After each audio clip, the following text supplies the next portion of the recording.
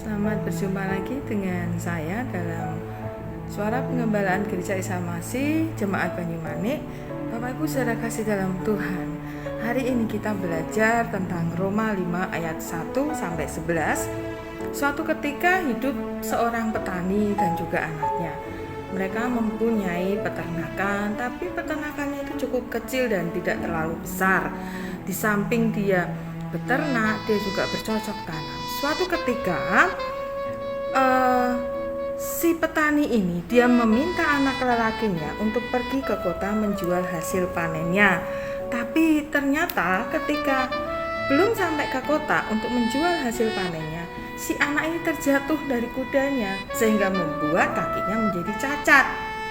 Orang-orang di sekitar di mana petani ini tinggal, mereka mengatakan, kasihan ya kamu ya, punya anak cuma satu, laki-laki, kemudian kakinya cacat. Tapi dengan santainya sang petani ini mengatakan, tidak apa-apa, memang ini semua sudah harus terjadi dan kami harus menjalaninya.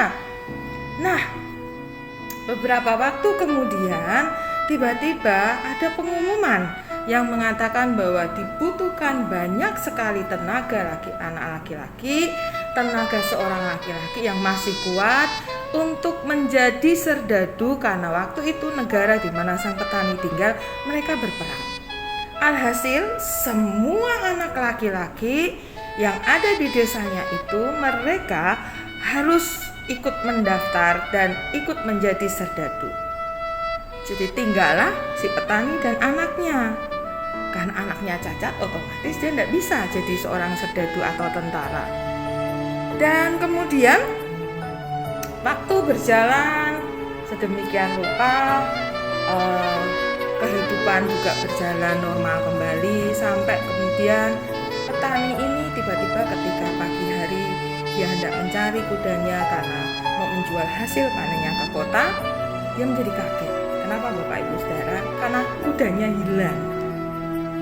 Dan tetangganya pun mengatakan kepada petani ini, aduh kamu itu ya, kasihan sekali.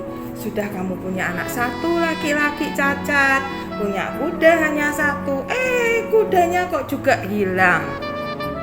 Tapi petani ini mengatakan, tidak apa-apa, memang ini yang harus kami jalani. Seminggu kemudian, tiba-tiba tanpa diduga dan tanpa dinyana oleh si petani ini, kudanya itu kembali. Tapi dia tidak sendirian, dia bawa teman-temannya dan banyak sekali kuda-kuda yang akhirnya memenuhi kebun dan juga memenuhi kandang yang ada. Satu hal yang kita pelajari bersama dari kisah petani ini adalah akan selalu ada masalah dalam hidup kita, ya. Akan selalu ada masalah yang selalu menimpa kita, hal yang baik maupun hal yang buruk. Hidup bebas dari pergumulan dan juga penderitaan itu seringkali ya dianggap sebagai salah satu ciri orang beriman.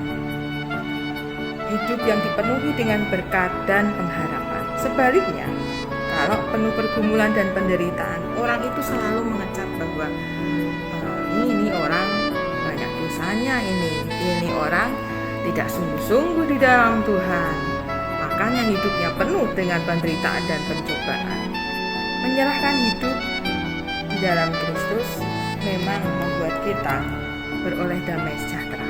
Demikian juga seperti yang terjadi dengan petani ini. Namun di sisi lain, hidup dalam damai sejahtera tidak identik dengan kita bebas dari segala permasalahan yang ada. Dari petani ini kita belajar bagaimana kita menyikapi akan segala permasalahan yang terjadi. Dia tidak menyalahkan akan situasi dan kondisi, dia tidak menyalahkan akan Tuhan, dia tidak protes kepada Tuhan, tapi dia tahu bahwa memang itu harus dia jalani.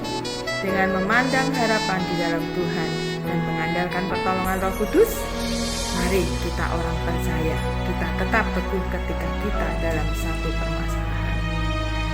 Jika ada harapan di balik setiap masalah, mengapa kita memandang masalah dengan penuh ketakutan?